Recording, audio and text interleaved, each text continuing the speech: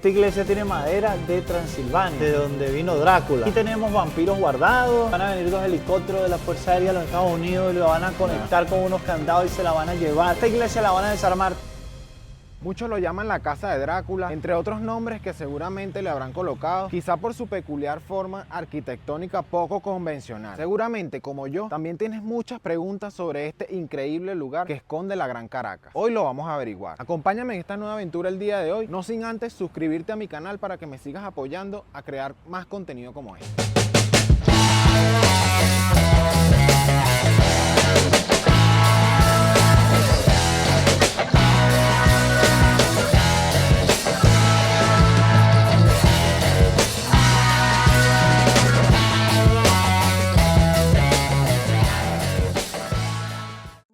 Inmersa en la Gran Caracas, específicamente en la urbanización La Lagunita Country Club, en el municipio de Latillo del estado Miranda, se encuentra esta increíble joya arquitectónica. Muchos la desconocen y otros no tienen idea de lo que esconde esta maravillosa estructura.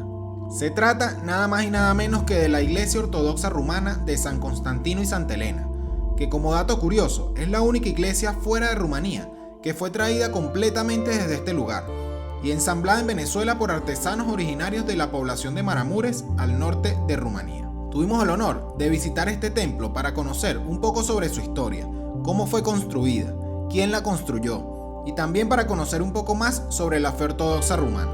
Así que quédate hasta el final del video para que no te pierdas ningún detalle de este maravilloso lugar.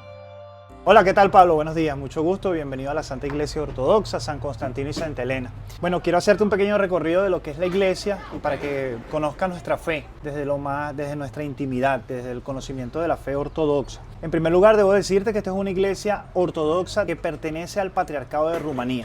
Y esta iglesia fue traída de Rumanía, de una población llamada Maramures, y vino desarmada. Entre el año 97 al año 99 fue construida, armada. Esta es una de las iglesias más emblemáticas de Caracas y del mundo, puesto que es la única iglesia fuera de Rumanía traída de Rumanía. En otra parte del mundo no existe otra iglesia que haya sido traída de Rumanía. Maramures es una comunidad o una población cercana a la ciudad de Transilvania. Y esta iglesia tiene la característica que fue hecha con madera de esa comunidad. Como puedes ver en las dos placas que están arriba, vas a ver en el centro a San Constantino y a Santa Elena, que son los santos patrones de esta iglesia, que fueron los emperadores que hicieron que el cristianismo fuese la religión oficial del Imperio Romano en el año 300. Aquí, como puedes ver, en el 7 de noviembre del año 99, su beatitud, el patriarca, la máxima autoridad de la Iglesia Ortodoxa Rumana, en ese momento era Teotix, dio la bendición de esta iglesia y le dio por nombre Constantino y Elena. Por ello que tienes el icono allí de los dos grandes jerarcas. Luego ves el nombre de alguno de los más importantes fundadores de esta iglesia, en particular del doctor Cornelio Popesco, quien fue el que hizo todas las gestiones para traer esta iglesia aquí a Venezuela. Y en el momento en que empezaron a hacer esas diligencias, este señor Cornelio, que su memoria sea eterna, también ha partido con el padre, duró mucho, 97, 98 años. Fue el alcalde de Chacao encargado en la gestión de Irene Sáez. En el momento que Irene Sáez iba a ser candidata a presidente, él tomó las riendas de la alcaldía y a raíz de esa investidura y de todas las actividades buenas que hicieron, trajeron esta iglesia. Si eres de los que, como yo, en ese momento no tenía claro completamente qué era una iglesia ortodoxa, dejaré que sea el mismo Padre Antonio quien nos explique todo sobre esta religión.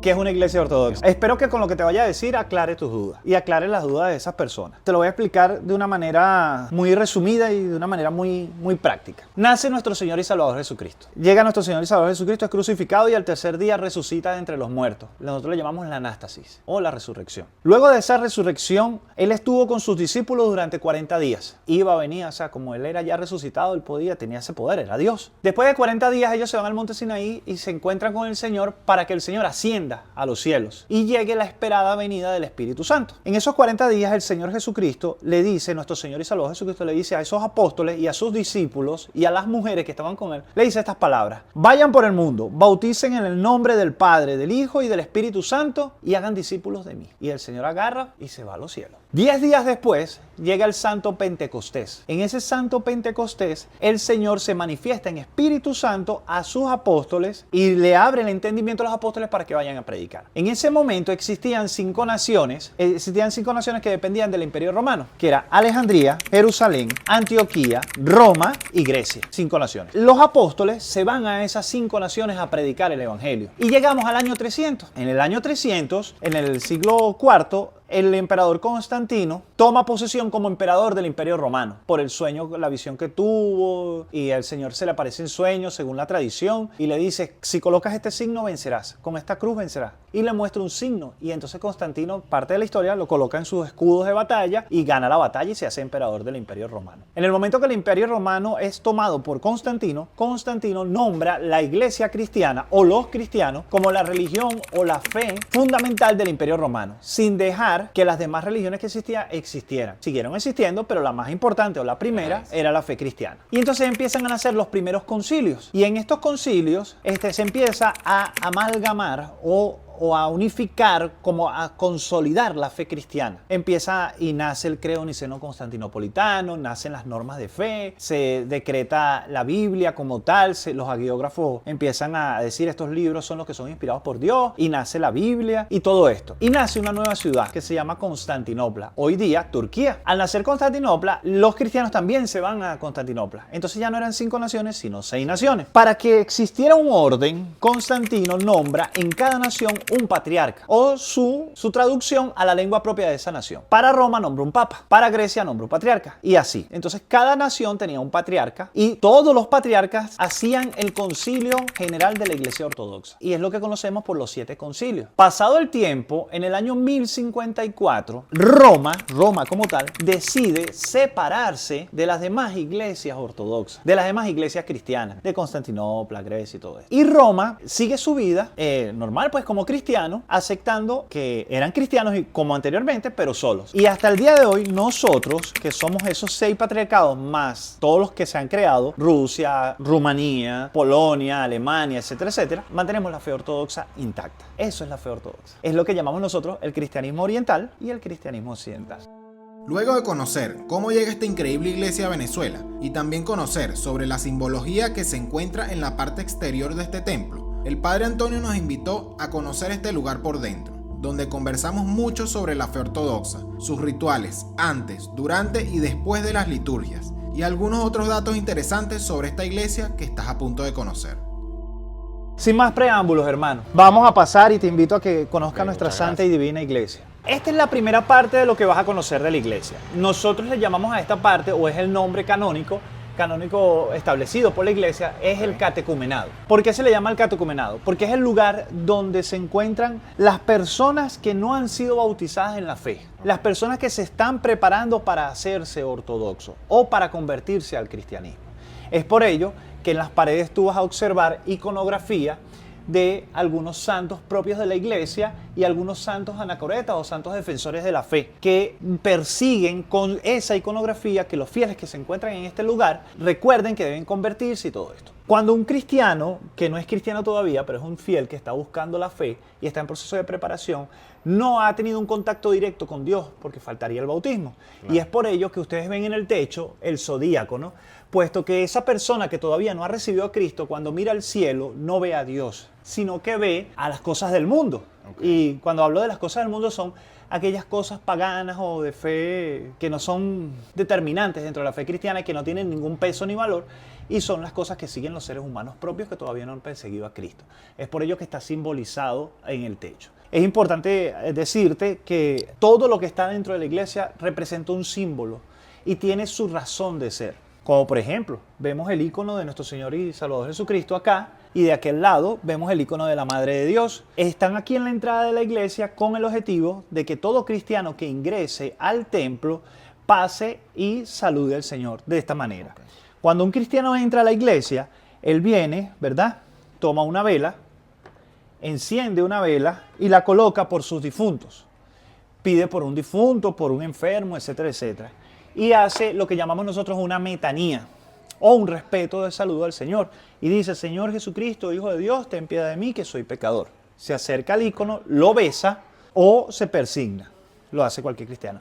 Luego que hace esto ante el Señor Jesucristo, pasa directamente al ícono de la Madre de Dios y con mucha reverencia por ser la Madre de nuestro Salvador, la Virgen María, dice, por las oraciones de la Santísima Madre de Dios, sálvanos.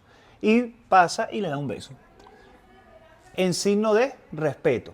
No es de adoración, de respeto. Luego ves algunos íconos que se han colocado para tener un poco más de representación gráfica de lo que es la esencia de la Iglesia Ortodoxa. Aquí tenemos a San Gabriel, a San Miguel y a San Gabriel.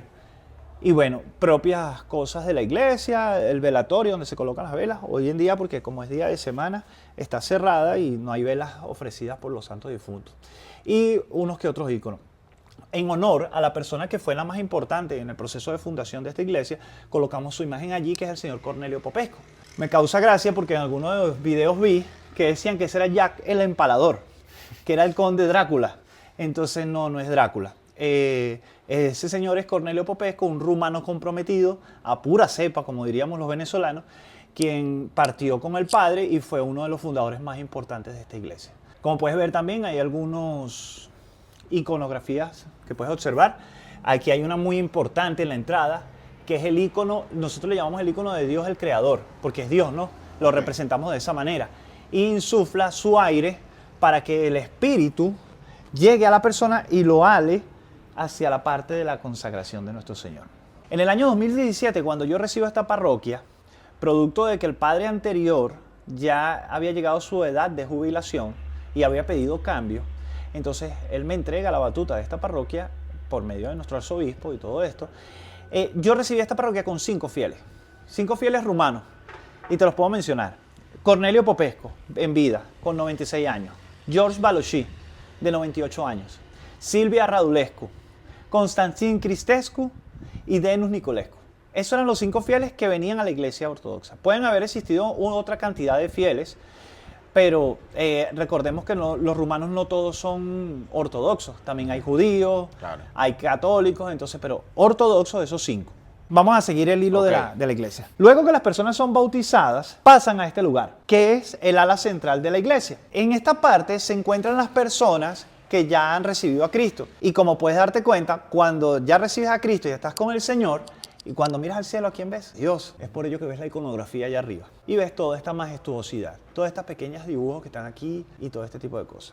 Voy a aprovechar que estoy aquí para hacer una aclaratoria. He escuchado en muchos videos por internet que la imagen de la Madre de Dios que está en la cúpula allá, no sé si la logras ver, detrás de la cruz. Se dice que es la Virgen de Coromoto. Sí, no es la Virgen de Coromoto. No, eso es mentira. Esa es la Madre de Dios. Y te voy a explicar por qué. En la iglesia ortodoxa no veneramos las advocaciones marianas. Aquí nosotros no tenemos imagen de Guadalupe, de Fátima, ni nada. Para nosotros la Madre de Dios es la Madre de Dios. Punto. Que si en Rumanía hay una que se llama la Virgen de Macula, es porque esa Virgen apareció en un monasterio de Macula. Pero no tiene que ser la imagen. Exacto. O sea, se pintó la imagen ahí. Pero no necesariamente es que es una imagen que apareció, una vocación, y entonces es la Virgen de Macula. No, es la Madre de Dios. Punto. Sin embargo, como estamos aquí en Venezuela, y somos una nación hermana y estamos buscando la unidad de los cristianos, específicamente con la Iglesia Católica, en el iconostasio tenemos la imagen de la Virgen de Coromoto. Ahí sí está la Virgen de Coromoto. Y está allí por el simple hecho de que se unifiquen, o sea, el respeto a que este es un país católico y bueno, está una iglesia ortodoxa. Más nada. Claro. Pero todo lo demás son iconografías propias de la iglesia ortodoxa. Otra cosa importante, quería aclarar ese tema para que las personas no sigan creyendo esas cosas porque es el tema de la información, ¿no? También pueden ver que hay 2 líneas de bancos, ¿no? Como tradición, la iglesia ortodoxa no debería usar bancos. Las personas deberían venir a pie y estar en pie en la liturgia, porque es un modo de sacrificio a la celebración del Señor. Pero bueno, estamos en un país occidental, donde las cosas son diferentes, hay muchas personas mayores, claro, y estas sillas se colocaron con la intención de que las personas embarazadas, las mujeres embarazadas, los enfermos y las personas que tuvieran algún padecimiento o patología pudieran sentarse. Bueno. Pero la mayoría de las veces, en la liturgia todo está de pie. Esta silla que tú ves acá se llama el trono y es el lugar exclusivo donde nuestro arzobispo metropolita Nicolae, que es esta persona que ustedes ven acá, es nuestra autoridad, como decía nuestro cardenal, para que me entiendan desde la perspectiva católica. Esta es su silla, su trono, la cátedra se le llama, el lugar donde él reposa mientras está en la iglesia. Todas las iglesias ortodoxas tienen una cátedra y tienen un trono que simboliza la autoridad del arzobispo a cual representa. Nosotros tenemos la imagen de nuestro arzobispo acá y está aquí con este manto típico de Rumanía con la intención de que nadie se siente aquí, solamente el arzobispo. Y ahí nadie se sienta, ni yo me he sentado ahí ni siquiera. De este lado se sientan los hombres y de aquel lado las mujeres. No es porque seamos machistas, sino que mujer y hombre juntos en una liturgia se llaman a la distracción. Porque entonces imagínate que estén los esposos reunidos y mira cómo vino esta y mira cómo vino la otra. Entonces se genera el chisme, la crítica, se genera el juicio. Entonces tú vienes a la liturgia, a alabar a Dios o vienes a criticar a tu hermano. Exacto. Entonces le hacemos el favor, las mujeres allá y los hombres acá. Y si no pueden estar así, el amor no se va a perder porque la mujer está allá y la mujer más bien se unifica porque están alabando a Dios. Y así es en toda la iglesia. Esta alfombra que tú ves también fue traída de Rumanía. El mobiliario, todo lo que tú ves aquí, excepto como te dije, los bancos que fueron donados por una persona muy caritativa, que Dios los bendiga siempre porque está muy pendiente siempre de la iglesia. Acá te voy a explicar un poco, esta es la lámpara central de la iglesia, es también de madera y traída de Rumanía, que tiene una simple función, que es iluminar la iglesia, darle luz, vida. Hay un cántico que dice, vimos la verdadera luz y se enciende la luz de la iglesia. Y esta es la que más irradia, porque es la luz del Señor, la gracia de Dios. Esta pared que tú ves acá, mucha gente le dice, padre, ¿qué es eso? Eso se llama iconostasio. Es el lugar que une, que divide lo humano que está de este lado a lo divino. Detrás de esas paredes está el santo altar y ahí entra solamente el sacerdote, más nadie entra ahí. Y el obispo, por supuesto, y las personas que designa el sacerdote. Una de las cosas importantes que también quiero explicar es que las mujeres no pueden pasar a ese lugar. Y no pueden pasar no es porque seamos machistas, sino que el único sacrificio que se hace allí, o que se memora o se recuerda, es el sacrificio del Señor. Cuando dice, esta es mi sangre y esta es mi carne. Entonces, la única sangre que se derrama ahí es la de nuestro Señor Jesucristo. Entonces, imagínate tú una persona, dama, que esté en su momento de menstruación y profane el altar al entrar con el periodo. Pues. Entonces, se pierde como la espiritualidad. Entonces, evitamos eso. Desde este lugar donde yo me encuentro ubicado en este momento, se dice o se tiene como norma de que es un lugar ya santo. Ya aquí estamos pisando suelo santo de la iglesia. Aquí solamente en este lugar deben estar los diáconos, los sacerdotes, más nadie. Tenemos las puertas reales, que son para ingresar a la iglesia, al santo altar. Y tenemos las puertas izquierda y la puerta derecha. Esta es la puerta por donde se sale y aquí está la puerta por donde se entra. Cuando hay procesión, cuando estás en la iglesia, todo ese recorrido se hace. Y bueno, está el iconostasio con algunas imágenes como la del Señor. Todos los iconos, toda la iconografía del iconostasio es idéntica para todos los iconostasios de todas las iglesias ortodoxas. Sin importar si es rusa, si es griega, si es árabe, siempre van los mismos iconos. El Señor y la Santísima Madre de Dios. En las puertas reales van los arcángeles y a los laterales va San Nicolás o un santo de mayor importancia para el patriarcado y el santo patrono de la iglesia que es Constantino y Helena. Y luego para seguir ocupando los demás lugares de los iconostasios hay otros santos que se pueden colocar. Pero fundamentalmente siempre es el Señor y la Madre de Dios. En las puertas reales siempre debe estar el icono de la Anunciación. Y los que están a los extremos ya son como más libres dependiendo dependiendo de la caracterización que le quiera dar la iglesia. La iglesia, exacto. Por lo menos esta iglesia se llama San Constantino y Santa Elena, al lado del icono del Señor, después del icono de las puertas reales, va el icono del santo patrono de la iglesia. Y por eso se colocó la Virgen de Coromoto ahí. Seguro hasta este momento del video, como nosotros, esperas con ansia conocer lo que hay detrás del iconostasio. A lo que por supuesto, luego de que el Padre Antonio nos concediera un permiso especial para poder ingresar y documentar esta parte tan sagrada de este templo, tenemos el honor de poder compartir con ustedes esta increíble experiencia. Esto es nuestro santo altar. Este lugar es tan santo que solamente lo debe tocar el sacerdote. Ni siquiera los laicos pueden estar aquí en el santo altar y tocarlo. Te voy a hacer una breve descripción. Aquí en el santo altar vamos a observar el evangeliario, que es de donde se toman las lecturas dominicales. Aquí todos los domingos se lee el evangelio de este libro. Y este evangelio es una cosa maravillosa porque fue donado por el patriarca Teotix. Aquí está su bendición.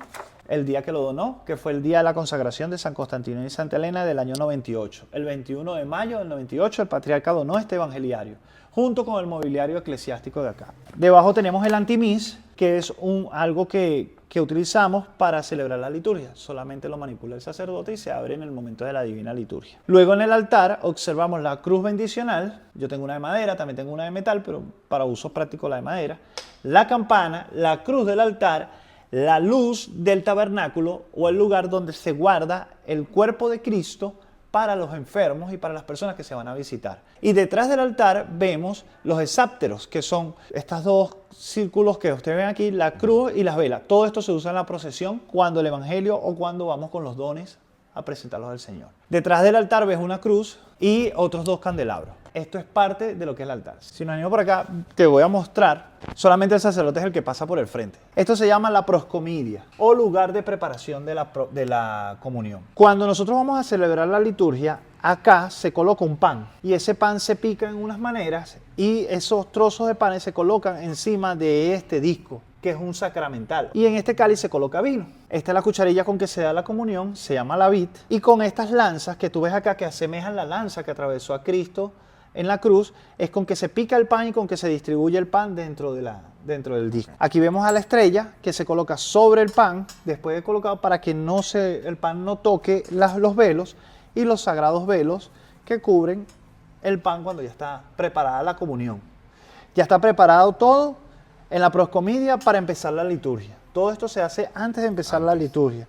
Y se deja acá y luego se sacan en procesión y se ponen aquí en el medio y pasan al altar. Y después que el Señor las consagra y todo eso hasta entregar la comunión. Que se convierte el pan en cuerpo y el vino en sangre. Dentro del altar puedes ver que hay una serie de íconos de santos padres. Está San Gregorio, grandes jerarcas de la iglesia que han tenido a bien instruirnos en la fe cristiana y están aquí compartiendo con nosotros pues, y viendo que la divina liturgia sea en el agrado de nosotros. Allá están las vestiduras que uso como sacerdote, las tengo allí.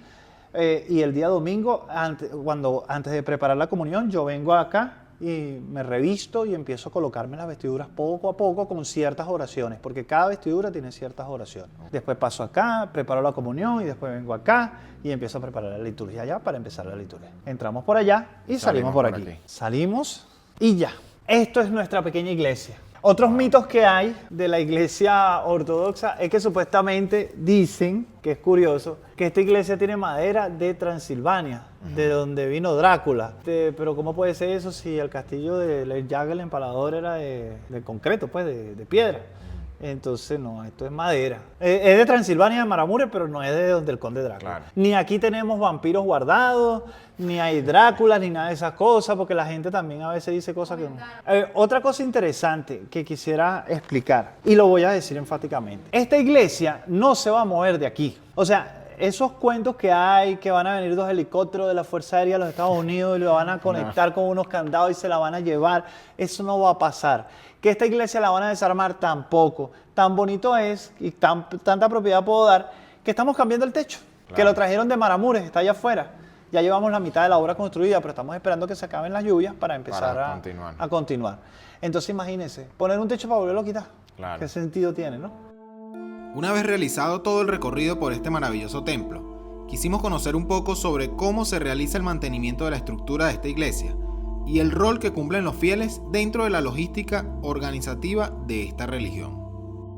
Es un trabajo laborioso, pero es muy sencillo. Si esta es la casa del Señor, todo lo que se hace aquí nos compete a todos los cristianos. Porque te pongo el ejemplo muy sencillo. Cuando una madre tiene 7 hijos y los 7 hijos se van a la calle, ya hacen su vida, se casan, tienen un hogar. Cuando vienen a la casa materna, ¿es responsabilidad de la mamá solamente? No, es responsabilidad de esos hijos que ya crecieron. Entonces uno dice, yo pongo el techo, yo le compro a mi mamá el mercado. El otro dice, yo arreglo el baño que está dañado. Bueno, así pasa igual en esta casa, porque esta es la casa de todos los cristianos. Entonces, si tú eres parte, eres mi hermano, adoramos al mismo Dios, bendecimos a Dios, entonces tú eres responsable como yo soy responsable de él. Otra cosa importante, la iglesia se mantiene por la gracia de Dios. Nosotros no nos acostumbramos aquí a hacer petición de nada. Dejamos que los fieles se den cuenta de las necesidades y colaboren. Si hay algo que necesita o amerita o una ayuda extra, se organiza y ahí es donde entran en acciones las mujeres y entonces empiezan a correr la voz, mira, hay que hacer esto, hay que hacer lo otro y siempre sale. Dios nunca nos desampara, siempre sale. Un ejemplo, una vez nos vino a visitar un grupo de mujeres de la iglesia católica que querían conocer conocer la iglesia. Y nos sentimos avergonzados porque no sabemos qué llevar. Y la presbítera se le prendió el bombillo. Bueno, pueden traer si gustan desinfectantes, jabón, aceite teca. ¿Cuál fue nuestra sorpresa? Tenemos aceite teca para cerrar el año. Entonces, así actúa Dios. Entonces voy a estar yo, hay que poner dinero. No. Son instrumentos. Dios se encarga de mandarnos las cosas que necesitamos.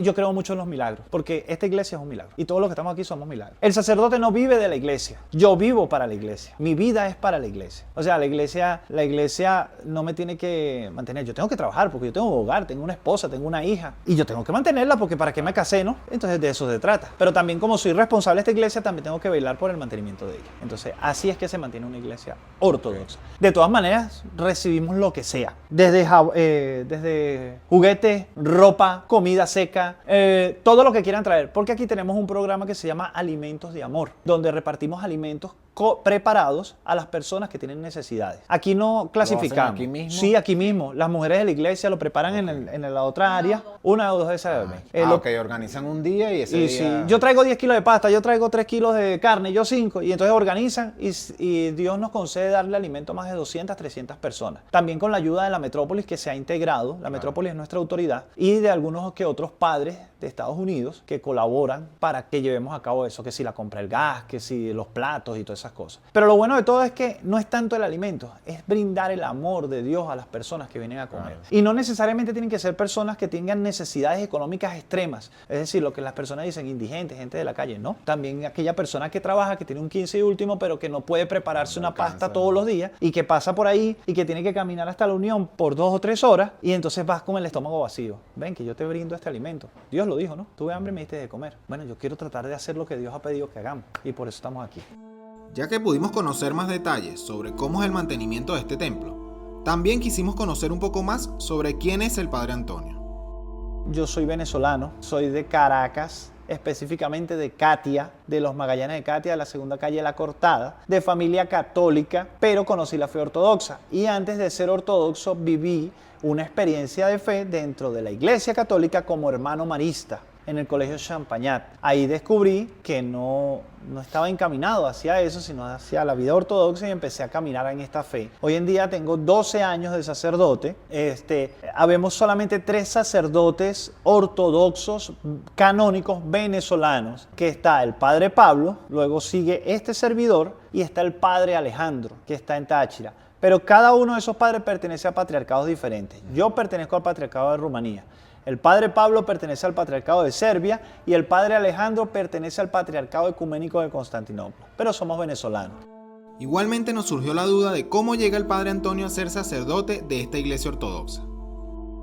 Bueno, eso tengo una historia para contarte. Cuando yo me ordené de sacerdote, a mí me nombraron párroco de la iglesia ucraniana de Katia. Y yo muy emocionado me fui con mis vestiduras y me fui con mi carta a buscar mi iglesia. Y cuando llego a la iglesia, consigo un candado puesto y veo que la iglesia está completamente vacía adentro. Digo, ¿qué sucedió aquí? Luego, preguntándole a las personas de a los lados, de los vecinos, me dicen, padre, pero si eso es una capilla católica. Acontece que como ya no había feligresía ucraniana, la persona que quedaba, donó la iglesia a la Nunciatura Apostólica Católica, se la entregó y ellos quitaron todas las cosas ortodoxas que hoy en día no sabemos dónde están todavía, desde las vestiduras, de todas esas cosas, y hicieron una capilla católica. Entonces me nombraron párroco de una iglesia, la cual hoy en día es una capilla católica, en la calle Ucrania de Altavista de Katia. Y abajo, entrando, hay otra iglesia rusa, que eso sí es del patriarcado ruso y tiene sus feligreses y sus cosas, pero ruso. Es más, en Caracas hay más iglesias ortodoxas. Esta es la iglesia rumana, la griega está en la Florida, la rusa está en Los Dos Caminos y en Altavista, en Los Dos Caminos en la avenida Sucre y en Altavista, una rusa.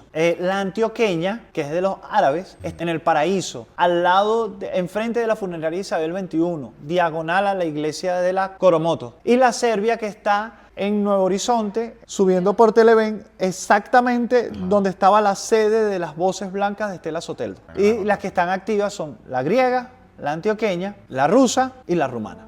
Seguramente te estás preguntando en este momento si es necesario ser ortodoxo para visitar esta iglesia. Pues déjame decirte de una vez que no. Aquí te dejo la información de cómo y cuándo puedes hacerlo. Muchísimas gracias. de verdad, No, por para el nada. Aquí estamos recibimiento. bienvenidos. Te recuerdo, los domingos a las 10 de la mañana. Son todos bienvenidos. Vengan sin pena. Aquí le quitamos eso y le damos la gracia de Dios. Bueno, amigo Pablo, pero antes de irte, Pablo, queremos agradecerte porque el pequeño video que hiciste tuvo una repercusión dentro de la iglesia impresionante. Mucha gente venía. Usted viene por el video que vi en YouTube, el video que vi en Instagram, el video, entonces bien. Como estás haciendo la obra, aunque tú no lo creas, yo tengo algo para ti. Permíteme un segundo, Pablo. Te voy a obsequiar esta caja que tiene a Pedro y a Pablo, a los apóstoles. Una pequeña caja para cosas personales, Oye, muchísimas un gracias. obsequio para ti. Y te voy a obsequiar también un icono de la Madre de Dios. Aquí está el icono y en la parte posterior está la oración en rumano. Es un pequeño presente, pues. No es mucho, pero con mucho cariño lo hacemos. Muchísimas Para ti. gracias, de verdad. Totalmente agradecido. Y oro por ti, porque tengas éxito en tus labores que estás haciendo. Amén. Y que el Señor te bendiga y que te mantenga firme en la fe. Lo Así importante es. más allá de venir a conocer la iglesia es el amor que puedes tener por el Cristo nuestro Señor, Así que es es. el que te mueve a hacer estas cosas y estoy casi seguro que es así.